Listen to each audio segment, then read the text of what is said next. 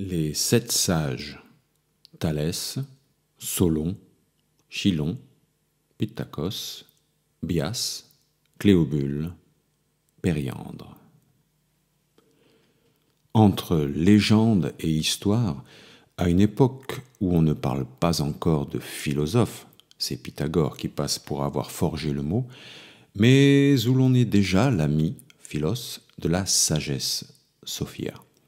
Des hommes se préoccupent de donner des leçons de vie, des recettes de sagesse pratique, pragmatique, sous forme de sentences mémorables. Dignes d'être gardées en mémoire, elles passeront à la postérité. À une période clé de l'histoire antique, au moment où la Grèce des cités se met en place, où le logos, la parole, détermine le pouvoir de la raison, ces hommes sont des politiques, en ce sens qu'ils s'occupent des affaires de la polis, la cité. Le législateur, Solon, le tyran, Périandre, mais aussi des savants, comme le mathématicien Thalès. Ils sont 7, chiffre éminemment symbolique, on le sait, comme les 7 merveilles du monde, et leur liste, devenue canonique, serait établie dès le VIe siècle avant Jésus-Christ. Plusieurs ont fréquenté le légendaire et richissime roi de Lydie, Crésus, du moins c'est ce que l'on raconte, et tous ont en commun d'aimer s'exprimer de la manière la plus laconique, selon l'austérité spartiate. Ils passent pour avoir frappé au coin de la sagesse la plus pure ces formules devenues la quintessence même de l'art de vivre antique, comme le « connais-toi toi-même » et le « rien de trop », attribués respectivement à Thalès et Solon. Platon les cite ainsi: Thalès de Milet, Pitthakos de Mytilène, Bias de Priène, notre Solon, Cléobule de Lindos, Mison de Chénée et Chilon de Lacédémone, qui passait pour être le 7e de ces sages. Tous furent des émules, des partisans et des sectateurs de l'éducation lacédémonienne. Et il est facile de voir que leur sagesse ressemblait à celle des Lacédémoniens par les sentences concises et dignes de mémoire attribuées à chacun d'eux. Ces sages s'étant rassemblés, offrirent en commun à Apollon les prémices de leur sagesse et firent graver sur le temple de Delphes ces maximes qui sont dans toutes les bouches. Connais-toi toi-même et rien de trop. Mais pourquoi rapportais-je tout ceci ? C'est pour vous faire voir que la manière des anciens sages était caractérisée par une sorte de concision laconique. De Pitthakos en particulier, on répétait ce mot vanté par les sages: « Il est difficile d'être homme de bien ». Protagoras, 28, 340 A.P. À côté d'une longue tradition éthique et littéraire, entre autres les diverses allusions de Platon et d'Aristote, le banquet des 7 sages imaginé par Plutarque, nous les connaissons surtout par des compilateurs qui vulgarisent leurs propos supposés, maximes, préceptes et autres apophthegmes dans des florilèges moralisateurs. Ainsi, les apophthegmes des 7 sages, recueil attribué à Démétrios de Phalère, vers 350 à 282 avant Jésus-Christ, un orateur et homme politique athénien qui passe pour avoir fondé la fameuse bibliothèque d'Alexandrie sous Ptolémée II. Ce recueil, aujourd'hui perdu, mais dont nous avons conservé la matière grâce à Jean de Stobée, un compilateur byzantin du 5e siècle, est l'une des sources principales de Diogène Laërce, qui, au début du IIIe siècle, a rassemblé en 10 livres à peu près tout ce qu'un honnête homme de son temps savait de l'histoire de la philosophie depuis ses origines. Ce travail de collectionneur érudit et scrupuleux fournit une documentation précieuse, voire irremplaçable pour connaître les penseurs comme les courants de pensée antiques, même si les spécialistes modernes mettent souvent en doute son authenticité documentaire. Nous en proposons ici des morceaux choisis, d'après l'édition Lefebvre. Vie des plus illustres philosophes de l'Antiquité, avec leurs dogmes, leurs systèmes, leurs morales et leurs sentences les plus remarquables. Paris, 1840. Revue et corrigée par nos soins. La liste officielle des 7 sages, telle qu'elle est retenue par Diogène Laërce, est la suivante. Thalès, Solon, Chilon, Pitthakos, Bias, Cléobule, Périandre, auxquels sont associés quelques sages de moindre importance, Anacharsis, Mison, Épiménide.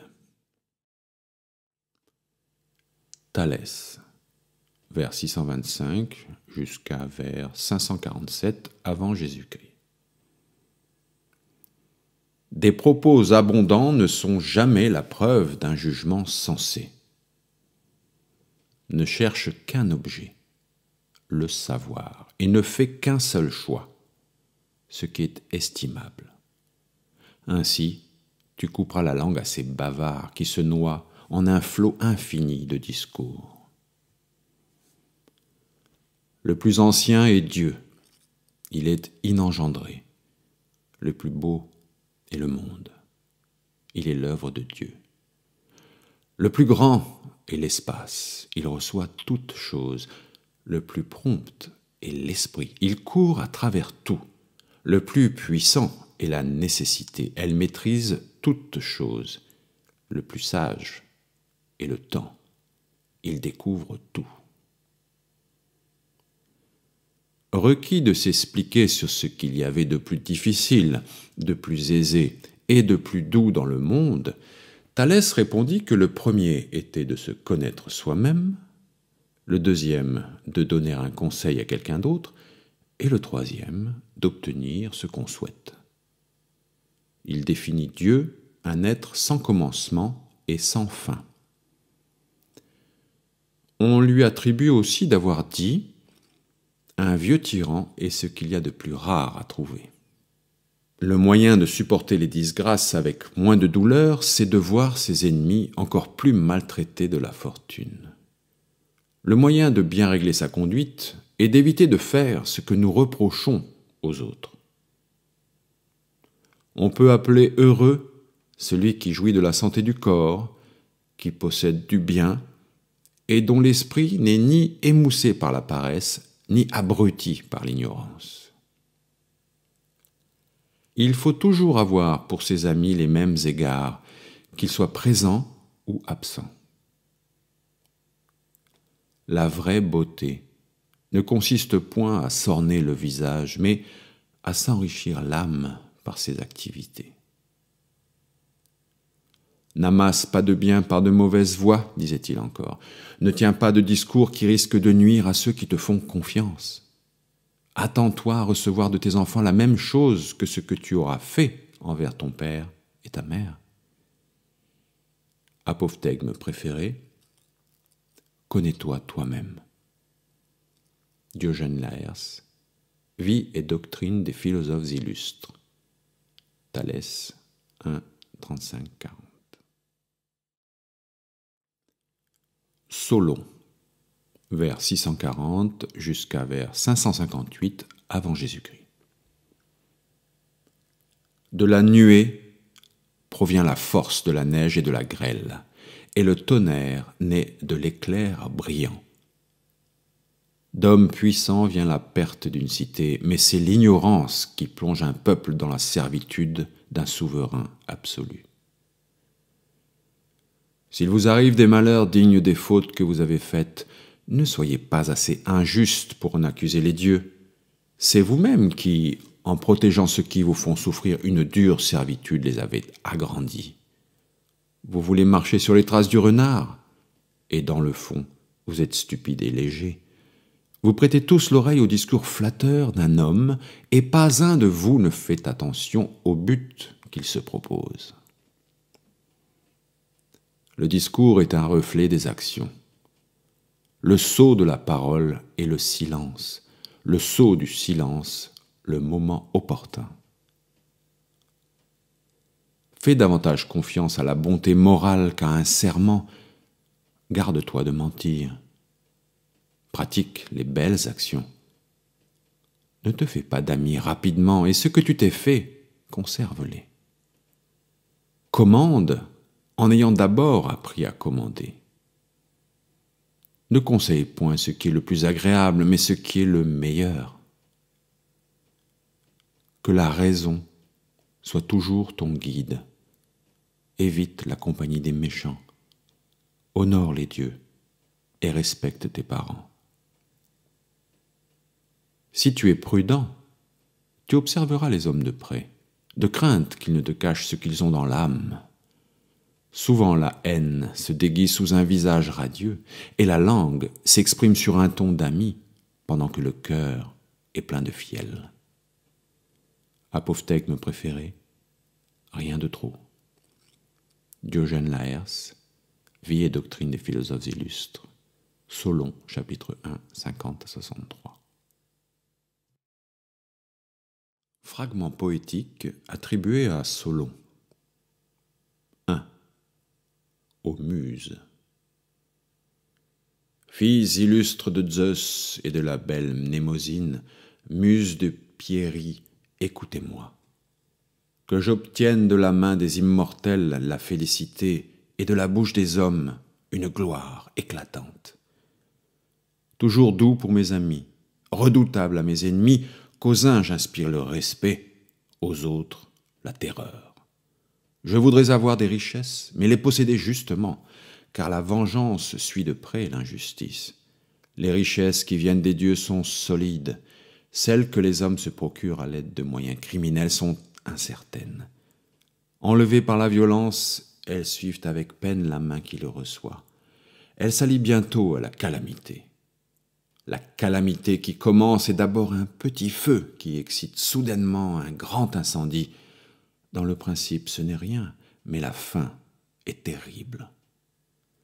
Les trésors amassés par l'iniquité ne sont pas durables. Le dominateur éternel se hâte de les détruire. Comme le vent du printemps, balayant devant lui les nuages après avoir ébranlé jusqu'au fond les flots de la mer et dévasté les riantes moissons de la terre, remonte victorieusement au ciel et rend la sérénité au monde. La force éclatante du soleil reluit dans nos plaines. Nulle tache ne paraît plus dans le ciel azuré. Telle est la rapide vengeance que le roi de l'univers exerce sur les injustes ravisseurs. Sa colère est plus destructrice que la colère de l'homme. Le crime le plus secret ne peut rester caché à son regard pénétrant. Il sait le découvrir au fond du cœur. Tantôt il le punit à l'instant, tantôt il en diffère la vengeance. Si quelque méchant nous semble d'abord échapper à sa destinée, elle n'en est pas moins certaine. Elle arrive toujours. La punition méritée par les pères retombe même sur les enfants et leur postérité. Mais nous, mortels insensés, nous persistons dans une fatale erreur, disant « Les bons et les méchants sont traités de même dans cette vie ».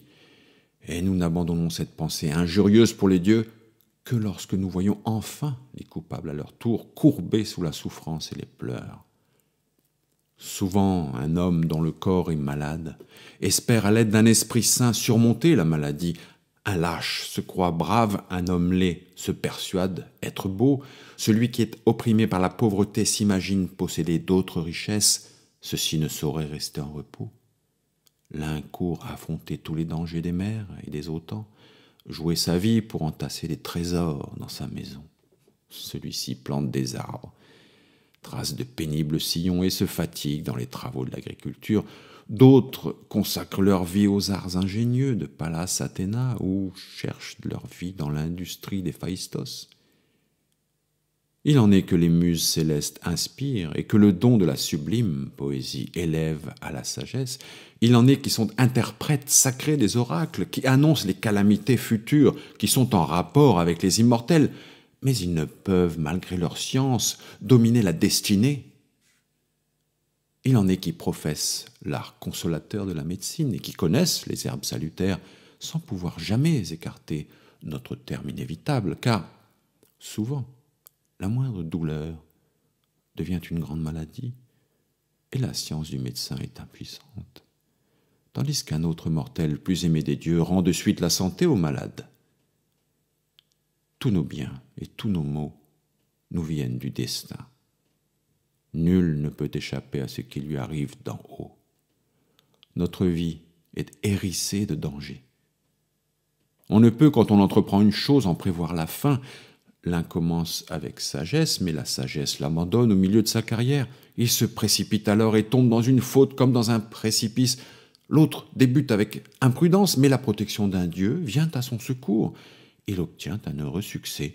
Il est absous du crime de son imprudence. Mais l'ambition des richesses ne connaît pas de limite. Les plus opulents veulent le devenir encore davantage. Qui pourrait satisfaire cette insatiable avidité ?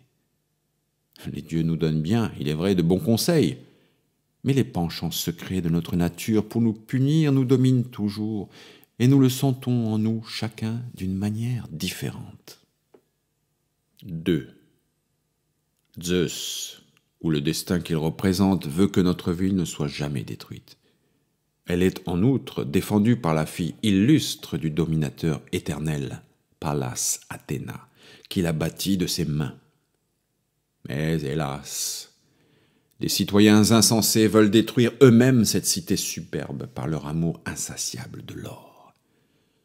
Ceux qui la gouvernent, entassant injustice sur injustice, hâtent encore sa ruine.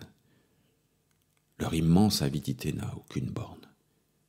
Ils ignorent que le bonheur de la vie est dans la modération et la tranquillité. Ils ne songent qu'à amasser des richesses par des moyens honteux. Ils ne respectent ni les propriétés sacrées, ni le trésor public. Ils pillent tout ce qui se rencontre au mépris des saintes lois de la justice. Mais cette justice éternelle, silencieuse aujourd'hui, conserve dans sa mémoire leur coupable rapine. Elle connaît le passé, elle voit le présent, elle arrive à leur marquer, elle punit enfin tant d'infamies.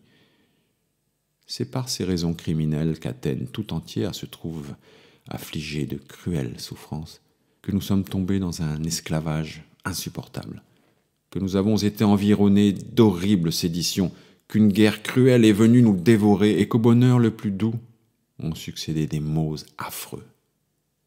Notre ville, si puissante et si aimable, a été tout à coup opprimée par des hommes féroces. Le crime triomphe. L'homme de bien est exposé à l'outrage ou à la mort. Voilà les malheurs qui sont venus fondre sur Athènes. Et depuis, plusieurs de nos citoyens, mis à d'indignes enchères, chargés de liens comme des criminels, sont entraînés ignominieusement dans des régions lointaines. La calamité publique envahit toutes les maisons particulières. Ni les beaux portiques, ni les portes d'airain ne sauraient l'empêcher. Elle monte sur les toits les plus élevés pour y découvrir ceux qui s'y réfugient comme s'ils étaient dans leur lit. Que les Athéniens apprennent ainsi que l'injustice est toujours la ruine des empires. Avec la justice, au contraire, règne la modération. Elle tempère la dureté, elle abaisse l'ambition, elle repousse l'injure et l'outrage. Elle détruit les semences naissantes de la discorde. Elle rectifie les jugements. Elle calme les cœurs aigris, elle met un frein à la sédition. Sous son gouvernement heureux, la sagesse et l'intégrité règlent toutes les actions des hommes. J'avais donné par mes lois une égale puissance à tous les citoyens. Je n'avais rien ôté ni ajouté à personne. J'avais ordonné aux plus riches et aux plus puissants de ne rien faire contre les faibles. J'avais protégé les grands et les petits d'un double bouclier, d'une force égale de chaque côté, sans donner plus aux uns qu'aux autres. Mes conseils furent méprisés. On en porte la peine aujourd'hui. 3. L'enfant, dans les 7 premières années de sa vie, voit croître toutes ses dents. Quand le ciel lui a donné 7 autres années, les marques de la puberté lui annoncent qu'il peut devenir père à son tour. Dans le 3e âge, ses membres s'accroissent. Un léger duvet d'une couleur indécise orne son menton. À 28 ans, toute sa force est venue.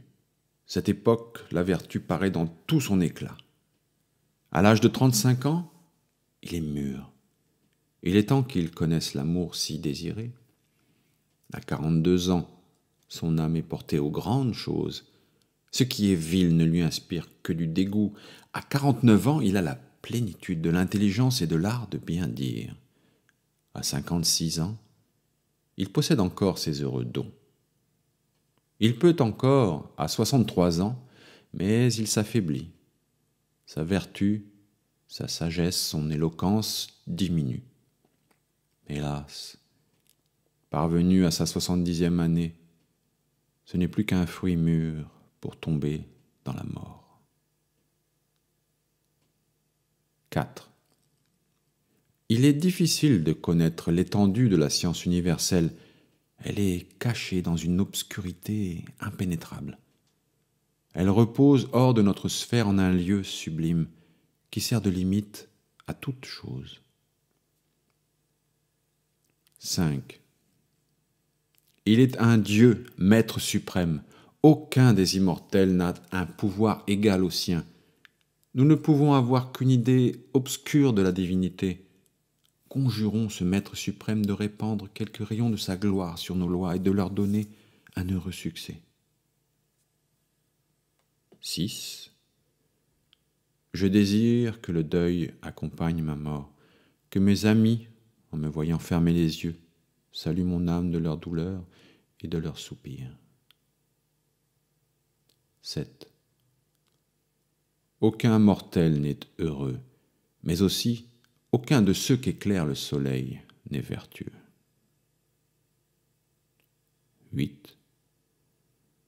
J'aime les douces faveurs d'Aphrodite, de Dionysos et celles des Muses. Elles remplissent de joie les cœurs des infortunés mortels. Vieillissez en apprenant toujours quelque chose de nouveau. Traduction Ernest Falconet in Les petits poèmes grecs, Paris, 1847. Chilon, 6e siècle avant Jésus-Christ. La prévoyance de l'avenir, dans la mesure où il peut être l'objet de la raison, est la vertu qui distingue le plus l'homme. Comme on lui demandait quelle différence il y avait entre les savants et les ignorants, il répondit « celle que forment de bonnes espérances ». Interrogé sur ce qu'il y avait de plus difficile, il répondit « de garder un secret, de bien employer son temps et de supporter une injustice ». Il donnait ordinairement ses préceptes. Tenir sa langue, surtout dans un banquet. S'abstenir de médisance si on ne veut entendre des choses désobligeantes. Ne menacer personne, car cela n'appartient qu'aux femmes. Se déplacer plus rapidement pour l'infortune de ses amis que pour leur succès. Se marier en toute simplicité. Ne jamais flétrir la mémoire des morts. Respecter la vieillesse. Savoir se défier de soi-même. Préférer une perte d'argent à un gain honteux, car l'une n'est sensible que pour un temps et l'on se reproche l'autre toute sa vie. Ne pas rire des malheurs d'autrui. Quand on est fort, être doux, afin qu'on fasse naître plus de respect que de crainte. Savoir gouverner sa maison. Veiller à ce que la langue ne devance pas la pensée. Vaincre la colère. Ne pas rejeter la divination, ne pas désirer l'impossible. Ne pas marcher avec précipitation. Ne pas gesticuler des mains en parlant, c'est une marque de peu d'esprit. Obéir aux lois. Rester tranquille et aimer la solitude. Comme les pierres de touche servent à éprouver l'or et en font connaître la bonté, pareillement l'or répandu parmi les hommes fait connaître le caractère des bons et des méchants. Apophthegme préféré, engage ta parole et la faute est toute proche. Diogène Laërce, Vie et doctrine des philosophes illustres, Chilon, chapitre 1, 68 à 73.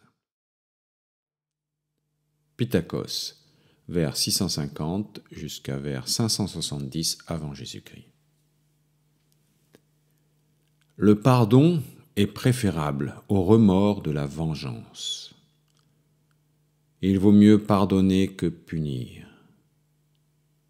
Il est difficile d'être excellent. Même les dieux ne luttent pas contre la nécessité. Le pouvoir montre l'homme. Interrogé sur ce qu'il y avait de meilleur, il répondit « Bien faire le travail du moment ». Il ne reconnaissait pour vraie victoire que celle qu'on remporte en épargnant le sang. À un phocéen qui parlait de chercher un homme de bien, il dit « Tu chercheras longtemps sans trouver ». On lui demanda « Quelle chose est la plus agréable ?» Il répondit « Le temps. La plus obscure, l'avenir. La plus sûre, la terre. La moins sûre, la mer. » Il disait aussi « La prudence doit faire prévoir les malheurs avant qu'ils arrivent, pour tâcher de les détourner, et lorsqu'ils sont arrivés, le courage doit permettre de les affronter. Ne dis jamais à l'avance ce que tu te proposes de faire, car si tu échoues, on se moquera de toi. Ne pas reprocher à quelqu'un une infortune de peur de s'attirer la vengeance des dieux. Rendre ce qu'on a reçu en dépôt. Ne pas médire de ses amis, pas même de ses ennemis. Pratiquer la piété, aimer la tempérance, respecter la vérité, la fidélité, acquérir de l'expérience et de la dextérité, avoir de l'amitié et de l'exactitude. Il faut avoir un arc et un carquois remplis de flèches pour marcher contre l'homme mauvais, car sa bouche ne dit rien qui soit digne de foi, et ses paroles cachent un double sens au fond du cœur. Apophthegme préféré, saisis le bon moment. Diogène Laërce, Vie et doctrine des philosophes illustres. Pittakos, chapitre 1, pages 76 à 79. Bias, 6e siècle avant Jésus-Christ. Tâche toujours de plaire à tes concitoyens dans la cité où tu habites, car rien ne suscite plus de gratitude. Un caractère orgueilleux souvent brille d'un dérèglement néfaste. La force du corps est un don de la nature, mais savoir conseiller ce qui est utile à sa patrie est une qualité de l'âme et d'un bon jugement. Beaucoup de gens ne doivent leur opulence qu'au hasard. On est malheureux de ne pas savoir supporter l'infortune. C'est une maladie de l'âme de convoiter des choses impossibles pendant qu'on oublie les maux d'autrui. Quelqu'un lui ayant demandé ce qu'il y avait de plus difficile à faire, il répondit « C'est d'endurer courageusement quelques revers de fortune. » Interrogé sur ce qu'il y a de plus doux pour les hommes, il répondit « L'espérance. » Il disait aussi qu'il aimait mieux être juge entre ses ennemis qu'entre ses amis, parce que dans le premier cas, il y en avait un qui deviendrait son ami, et que dans le second, il y en avait un qui serait toujours son ennemi. Interrogé à quoi l'homme prenait le plus de plaisir, il répliqua « Au gain ». Il disait qu'il faut estimer la vie en partie comme si on devait vivre peu, et en partie comme si on devait vivre longtemps, et que, puisque le monde était plein de méchanceté, il fallait aimer les hommes comme si on devait les haïr un jour. Il donnait aussi ses conseils. Sois lent à entreprendre et ferme à exécuter ce que tu as entrepris. La précipitation à parler est la marque de l'égarement. Aime le bon sens. Au sujet des dieux, dis qu'ils existent. Ne loue pas un homme qui n'en est pas digne du simple fait de ses richesses. Fais-toi prier pour recevoir quelque chose plutôt que de t'en emparer par la force. Impute au Dieu tout ce qui t'arrive d'heureux. Prends la sagesse pour compagne, de la jeunesse jusqu'à la vieillesse, car c'est le bien le plus sûr de tous ceux qu'on peut posséder. Apophthegme préféré, la plupart des hommes sont mauvais. Diogène Laërce, Vie et doctrine des philosophes illustres, Bias, chapitre 1, page 85 à 88. Cléobule, vers 630 jusqu'à vers 560 avant Jésus-Christ. L'ignorance et l'abondance de paroles règnent parmi les hommes, mais le temps les instruit. Et à l'esprit ce qui est noble, que la gratitude ne soit pas vaine. Il avait pour maxime « Il faut rendre service à son ami pour qu'il soit encore plus ami, et à son ennemi pour se faire de lui un ami. » On évite ainsi les reproches de ses amis et les mauvais desseins de ses ennemis. Quand on sort de sa maison, il faut se demander ce qu'on va faire, et lorsqu'on rentre, il faut se demander ce qu'on a fait. Il donnait comme conseil bien entraîner son corps par l'exercice. Écouter plutôt que parler. Aimer mieux l'étude que l'ignorance. Employer sa langue à dire du bien. Se faire le familier de la vertu, l'étranger du vice. Fuir l'injustice. Suggérer à son pays ce qui tend le plus à son bien. Dominer le plaisir. N'employer la violence en aucune circonstance. Pourvoir à l'éducation de ses enfants. Mettre un terme à l'inimitié. Ne pas manifester de tendresse pour sa femme, ne pas se disputer avec elle en présence d'étrangers, car dans un cas, c'est faire montre de légèreté, dans l'autre, de folie. Ne pas punir un serviteur pendant son ivresse si on ne veut passer pour être ivre soi-même. Se marier avec une femme de sa condition, de peur d'avoir ses parents pour maîtres. Ne pas se moquer de ceux qui sont ridiculisés, de peur de se les attirer pour ennemis. Ne pas être arrogant dans la prospérité, ne pas s'abaisser dans le besoin. Apprendre à supporter courageusement les changements de la fortune. Apophthegme préféré, la mesure est le mieux. Diogène Laërce, Vie et doctrine des philosophes illustres. Cléobule, chapitre 1, page 91 à 93. Périandre, 7e siècle au 6e siècle avant Jésus-Christ. Ne rien faire pour l'argent, car il faut gagner ce qui mérite d'être gagné. Pour régner tranquillement, il faut être protégé par la bienveillance publique plutôt que par les armes. On lui attribue aussi ces sentences. La tranquillité est une belle chose. La précipitation conduit à la chute. Le gain est honteux. La démocratie est meilleure que la tyrannie. La volupté est passagère, mais la gloire est immortelle.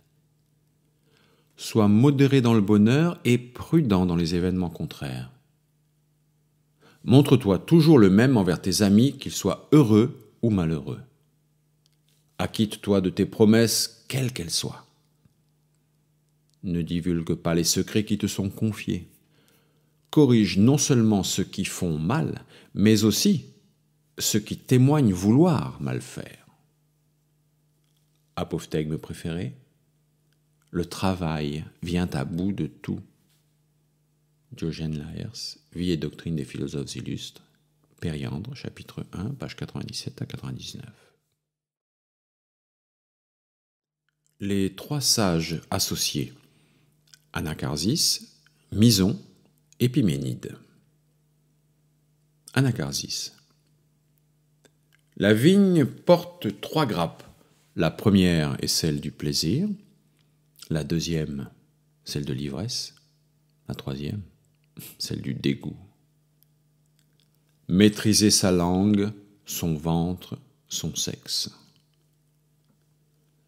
Interrogé sur le moyen qu'il jugeait le plus apte à préserver de l'ivrognerie, il répondit que c'était de se représenter les conduites honteuses des ivrognes. Interrogé sur ce que les hommes ont à la fois de bon et de mauvais, il répondit « la langue ». Il trouvait étonnant qu'en Grèce, les spécialistes participent aux concours, mais que les juges de ces concours ne soient pas des spécialistes. Pourquoi, disait-il, interdit-on le mensonge et ment-on ouvertement dans les boutiques ? Il disait qu'il aimait mieux n'avoir qu'un ami qui fût digne de l'estime de tout le monde que d'en avoir plusieurs qui ne méritassent l'estime de personne. Il disait encore que le marché se définit comme un lieu fait pour se tromper les uns les autres et pour s'enrichir. Diogène Laërce, Vie et doctrine des philosophes illustres. Anacharsis, chapitre 1, page 103-105. Mison. Il était misanthrope. Un jour, on l'entendit rire tout seul dans un lieu écarté de Sparte. Quelqu'un le surprit et lui demanda pourquoi il riait, alors qu'il n'y avait personne avec lui. « C'est justement, dit-il, pour cela que je ris. »